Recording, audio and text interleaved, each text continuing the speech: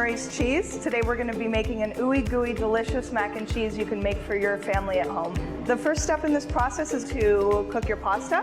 So right here I've prepared 1 pound of elbow macaroni that I cooked for 5 minutes until it's just al dente. So the next step is we're going to be making a monet sauce, which is a creamy white cheese sauce. We're going to start by adding 1/2 onion with a bay leaf stuck in it and garlic into a small saucepan, and we're going to be adding 1 quart of milk. The onion and the bay leaf and the garlic are just going to be perfuming the milk. This is an excellent way to ensure maximum flavor payoff in your mac and cheese. So the milk has been heated up enough.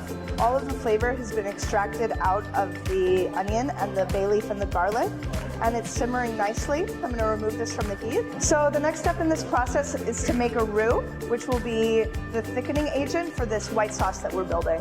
So the first step is to add the butter to the pan, and we're going to let the butter melt down. The next step is going to be grating a clove of garlic into the melted butter in order to season it even further.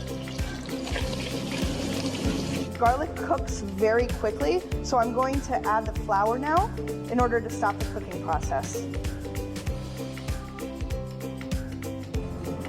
And this is a roux.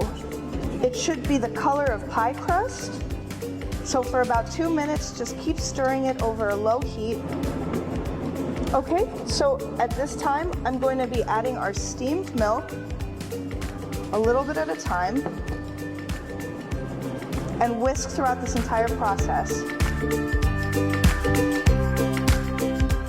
So the next step in this process is going to be adding your grated cheeses to this mixture.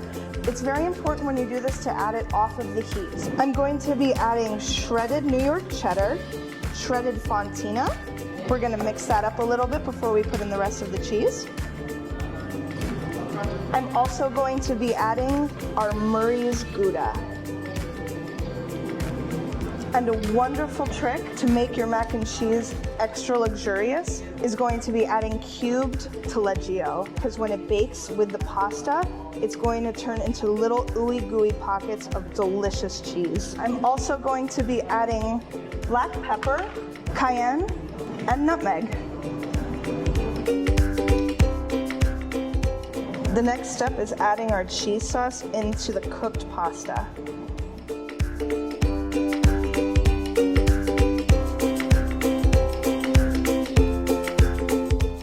This is a wonderful time to add your extra cheeses.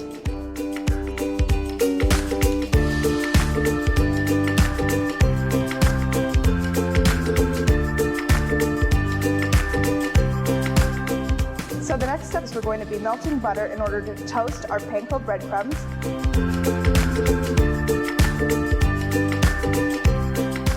And we're adding lemon zest and thyme in order to flavor it even more.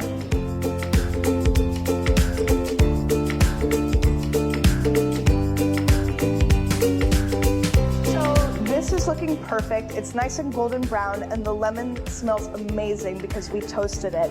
So the next step is put the mac and cheese into a baking dish. You're going to add your breadcrumbs, your lemon zest, and your thyme mixture onto the top. You're going to throw that into an oven at 350 degrees for about 20 minutes. It's going to come out super golden brown on top. It's going to have the best cheese pulls ever. It's going to be ooey gooey, delicious and warm, perfumed really nicely with the lemon and the thyme on top. It is definitely a crowd pleaser.